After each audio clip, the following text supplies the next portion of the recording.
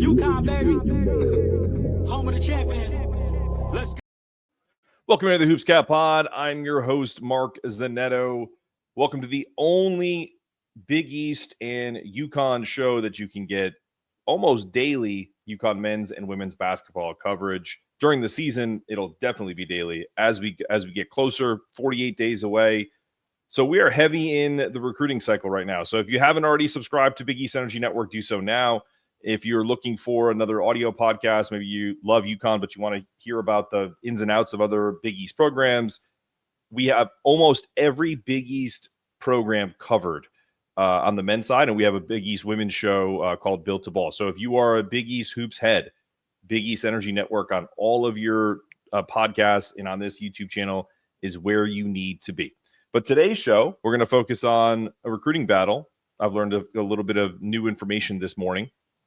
Cole Cloer, a four-star forward from right here where I live now in the Hoop State. Hillsborough, North Carolina, 6'7", athletic, versatile wing, one of the best players and I would say projects in this class because he's not a five-star, he's not a one and done. His recruitment has officially become a battle between the UConn Huskies and NC State, as reported to me this morning. This isn't just about geography. This is a Dan Hurley versus Will Wade matchup. It's the proven national champion, firebrand, against the ambitious, some would call controversial builder in Raleigh and NC State. It's dynasty versus rebuild. And Cloer's future decision could reshape UConn's leadership with, I feel like there's a connective tissue to what they see in Cole. Or will he stay home? You know, Hillsborough is not very far from Raleigh. It's if you know anything about North Carolina, ACC basketball, you know, outside of North Carolina, the ACC may have fallen off. Maybe you could put Virginia in that mix. But as far as what people talk about, what they're, you know, what's in their mind's eye, ACC basketball is still a big deal. So, you know, Cole is a reasonable kid. He is an absolutely good kid. I've heard all great things through people that I trust, through people that I have really great relationships with down here. And so today we're breaking it all down. Why Cole Cloer should go to UConn or why he should stay home at NC State and what this Hurley versus Wade showdown really looks like. So we're going to take a very quick break and we'll start in source.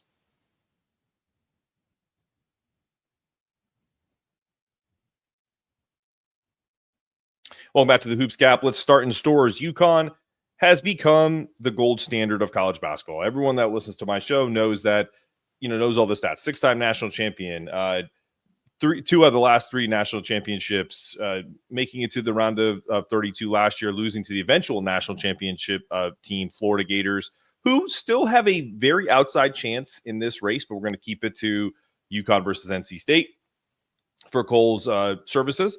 And look, I've said this a million times on this show. I am obviously very pro Dan Hurley, as a lot of folks are on this network. You know, we have some folks that aren't. That's okay, because Dan Hurley's not for everyone. But what we do know about Dan is his pedigree. He is an NBA caliber development style coach every single year. Just look at some of the names. Not even just if you took away Steph Castle, okay? Because I feel like Steph would have been a top 10 pick anywhere. But he learned a lot from Dan and being on this staff. But just look at guys like Cam Spencer, who just earned himself a 4-year guaranteed contract under the tutelage and that kind of never say die attitude with Dan Hurley and UConn, and just the exposure. Tristan Newton came over from East Carolina. I almost said Eastern Carolina. People would kill me down here. East Carolina, and won back-to-back national championships. Was I believe, an AP All-American. Should have been Big East Player of the Year. Don't even get me started. Still working his way through the NBA. Still, if Tristan Newton does not come to UConn, he's not in the NBA. He just isn't. He's not in the G League. He's not doing anything. And then you have Alex Karaban, who is on the precipice of starting his pro career. And look, you come to UConn, you win championships, you become a legend. That's essentially what the ethos is. And then if you look at some other names, obviously you have Donovan Clingan, you have Andre Hawkins, Andre Jackson, Ajax. So these are players that could have been, you know, Hawkins obviously was a first-round pick, Ajax, second-round pick. All guys who have flourished in the NBA and had their moments. And absolutely the backbones of national championship runs here. They weren't just talented. They were winners, leaders, figured out how to play in a culture of, hard-nosed, old-school battle around here. And Dan Hurley has elevated all of those guys and everyone around here. And that's kind of where I see the connection with Cole. Cole is not a flashy guy. I mean, can he get at the rim and hit and dunk hard? Because I've seen a bunch of other clips where, some of the initial kind of scouting reports, I looked a little harder, and this kid has fire. Like, he has an internal, what it reminds me of, because I'm old school and I watch a lot of old school movies with my kids. Back to the Future 3. How do they get that locomotive to get it up to 88 miles an hour? They put these bolts of whatever Doc Brown has, and it stokes that fire fast, but you don't see it until it's an explosion. And that's what this kid kind of reminds me of. He's got an internal fire that you may not see it like a Cam Spencer, but same thing with Alex. There's that connective tissue. It's not they're both 6'8", tall and white. It's literally the kind of the quiet confidence, right? Steph Castle had that, to throw another really talented player in the mix. So Tristan Newton had that. So, like, these are the players. There's a DNA that UConn looks for. And I think that that's something that it's not just about getting the most talent, because that just doesn't always work out. You need to have culture builders. You need to have guys that are going to put other players in line. And a guy like Cole is one of those guys. So that's where I kind of see it. Cole is a kid. Cloer is a kid who can shoot it, stretch the floor, defend multiple positions. Definitely still has to work on his lateral quickness. But like I've said a million times on the show, nobody comes to UConn a finished product. If you are a finished product, you're probably going to go to the NBA or try to get a bag somewhere else where you're not going to really listen to the coaching as much. And that in itself is an issue. However, we move on. I think this kid stays 2 to 3 years if he comes to UConn. Has a chance to really grow into the program. He's not just a one and done. His parents want him to get an education, and contrary to belief, NC State does have a good academic program, as does UConn. So again, someone that can build the leadership around the other pieces. Because when Alex eventually leaves after this year, there's going to be a huge gap of leadership left in this locker room. So where do you fill it? You fill it with multiple people, but a guy like Cole Cloer is the kind of player who can slide right into that role. Keep doing things the right way, steady, unselfish, dependable. Combine that with Hurley's track record of NBA guys, putting guys in the NBA. You going to UConn is a long-term. It's kind of like an investment. It's like an IRA. You don't go to UConn to get the quick gains. You don't go to UConn to cash out on Bitcoin or Ethereum or whatever the hell is out there. So for Cole Cloer, the pitch is clear. Come to UConn, learn under Dan Hurley and staff, fill that Alex Karaban role, become potentially the next great piece of a championship machine, and let the chips fall where they may. When we return, why he should pick NC State. And I have some compelling reasons behind it. It's not just, I'm not going to pull I'm a UConn homer and there's no reason why he should go to NC State. There's quite a few. And we're going to talk about that after the break.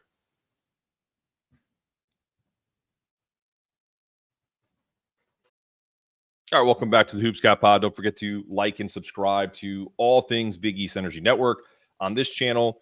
Go check out our podcasts on Apple, Spotify, Amazon, wherever you get your podcasts. Definitely check those out. Search Big East Energy Network, and you'll see the list of podcasts, some of which are still being added to the mix. We'll have a big announcement later this week about another podcast that we signed that's great for the company, and really excited about rounding out the coverage. Okay, so let's take it from the other perspective. My adopted state that I live in is North Carolina, sometimes called not the Hoops Cat, the Hoop State. And let's be honest, it is a hoops obsessed state.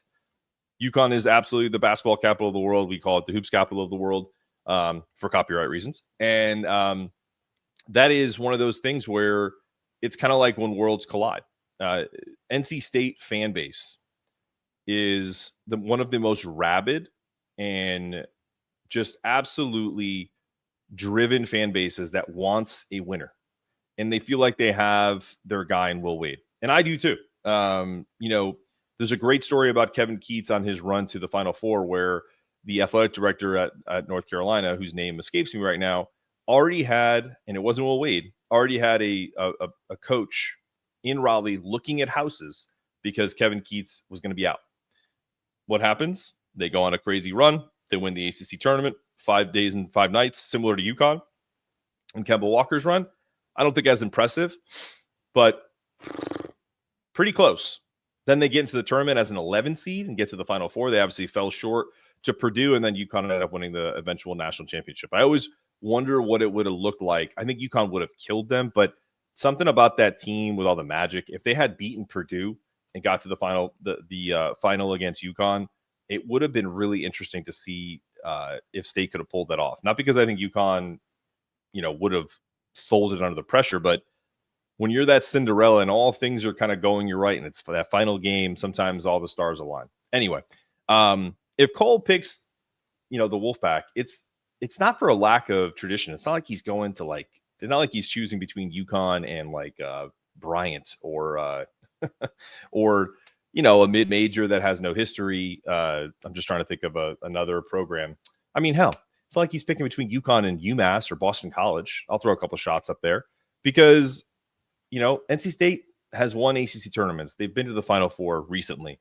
They have won national championships, multiple. They have a history. They have a fan base. They play in a nice arena. The NIL is the same. And that's what I've heard too, is that this is not a, UConn has a significantly more or less offer, that the bag is the same. Like it's a virtual wash. So what are the reasons why you would stay, right? Will Wade is rebuilding this program. He has been vocal about, hey, we're going to be competing with Duke and North Carolina and, Wake Forest, the Big Four down here. And also, Virginia and other ACC programs that are still viable. I know the ACC is down on a national level, but just like the Big East, it's still a name. There's still prestige. Clemson is still good with Brad Brownell. There's plenty of people in Cole's ear right now saying, hey, man, stay at home. You play in the ACC tournament. It's either in Greensboro or Charlotte or hell, even DC. And we're all gonna come see you play. We can go to your games. If you go to stores, you don't get to see as much family. That's a part of things. These are still kids. Hell, I'm 44 years old. My parents live in New York. I miss them every day. So it's one of those things where, you don't just look at it from in a silo. There's all kinds of factors. And then the other aspect of this is people think Will Wade is like this super player friendly coach. Sure, he's player friendly with his upfront nature, but the dude is a firebrand, just like Dan Hurley. They're not the same. Trust me, they're different. I think Will is definitely more new age. He's definitely cut corners in his life. I think there's the difference there between Dan and Will. And I'm not chastising Will Wade. Will made his bed. He lied in it, and he had a show clause. And obviously, once NIL became a thing, and those strong ass offers are now legit strong ass offers, no one cares. And the dirty secret of all of this is every program, from the number 1 teams in the country to the number 363 teams in the country, do shady things because of how ridiculous some of the rules have been with the NCAA governance, right? Hell, I was a tennis player and used to get money under the table. Nobody cares. It's not about doing the wrong thing. It's about the rules are in place now for players to make money and to do it in a very transparent way. So forget about his time at Chattanooga. Forget about his time at LSU or now McNeese State. He's the NC State coach. He's very upfront about, they're going to offer players, good type of money to come to Raleigh and compete for ACC and national championships. And they're going to.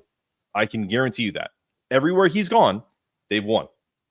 He won at Chattanooga in the SoCon. He won at LSU in the SEC, and he won at McNeese. As you remember, I forgot who they played, Clemson. Will Wade gave Brad Brownell a spanking before he even got into the ACC. So the dude is a winner. NC State is clamoring for that. So I can guarantee you there's tons of NC State Wolfpack fans that are literally in Cole's ear telling him to come stay at home.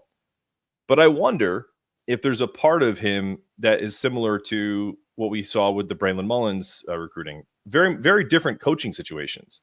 Indiana fumbled that because who do they have? Mike Woodson. I know Darian DeVries is there now, but he wasn't there when Braylon was committing.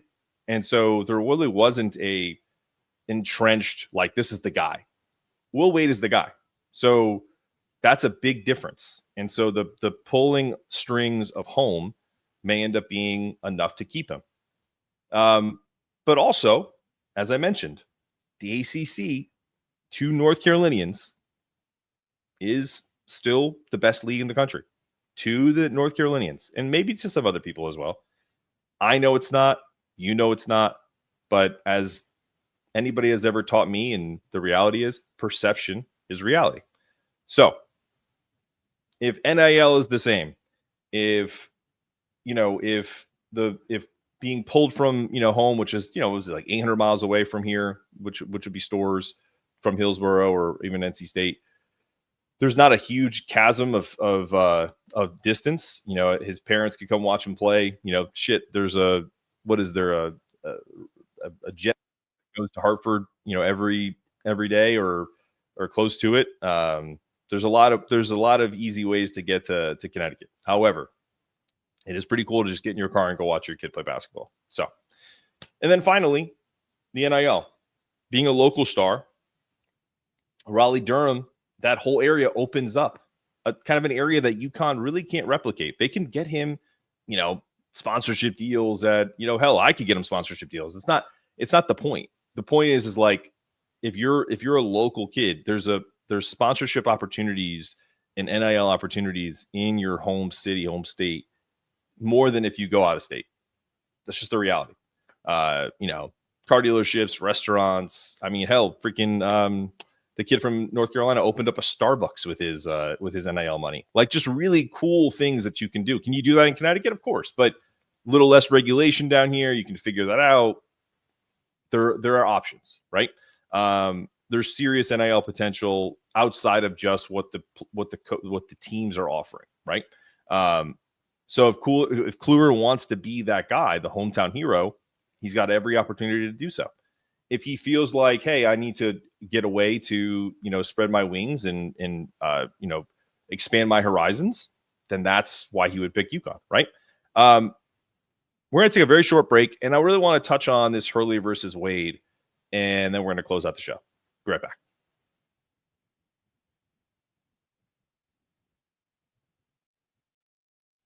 All right, we're back on the Hoops Gap talking Cole Cloer, his decision between either UConn or NC State. Really going to come down to Dan Hurley versus Will Wade. Who do you want to be coached by? On one side, Dan Hurley, a proven winner, demanding as all hell, fiery, but also transformational. If you're going to go far away from your family, there's not a better person to be under that tutelage with, because he's going to hold you accountable. He's going to make sure that you're doing the things that you're doing. And he also expects that you're going to want to do the things that you were told, right? Whether it's working on your game, being a good student, just being a really good citizen of the state of Connecticut and of Stores. He builds that toughness. If from everything I heard, I think Cole is maybe can get in his head a little bit, but at the same time is a mentally tough kid. Then there's if he is knowing that he is mentally tough, that's the reason why UConn's in the mix here. Because if he wasn't, UConn would have been crossed off 2 months ago.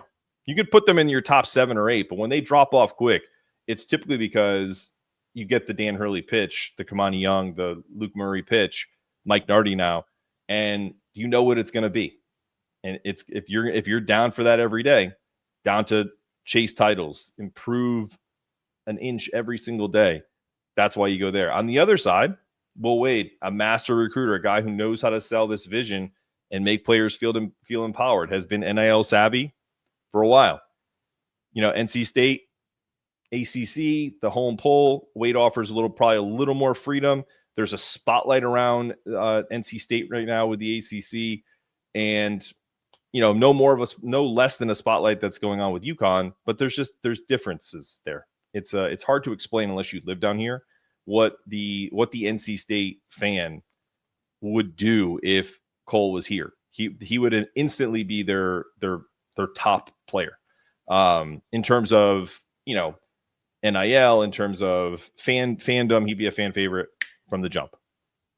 So here's the big picture. If Cole Cloer goes to UConn, he steps into the best program in the country, bar none.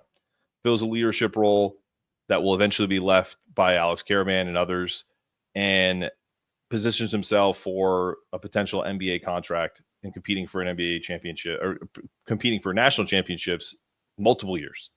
If he goes to NC State, some of that stuff is still true, but it's still up in the air. He becomes the hometown hero, the centerpiece of a Will Wade recruiting vision, and likely the face of a program trying to reestablish itself in the ACC with all the NIL opportunities that come with it, and with the opportunity to, stick it to the Dukes, the North Carolinas, the Wake Forest, all of that. So the choice is this: be another star in Dan Hurley's constellation, or become the sun at the center of Will Wade's Wolfpack universe. Either way, the decision isn't just about Cole Cloer. It's about Hurley versus Wade, Big East versus ACC, a continued dynasty versus an actual rebuild, and it's going to be a fascinating thing to watch. I do not have a pick for you. I think I just want to say thanks for tuning in to this breakdown of Cole Cloer's recruitment. Drop your thoughts in the comments. UConn or NC State? Where should Cloer go? And don't forget to subscribe to Big East Energy for more recruiting breakdowns, transfer portal updates, college hoops coverage all year round. This has been Mark Zanetto for the Hoops Cap on the Big East Energy Network. We'll check you next time. Let's get it. Let's get it. Let's get it. Let's get it. Yeah.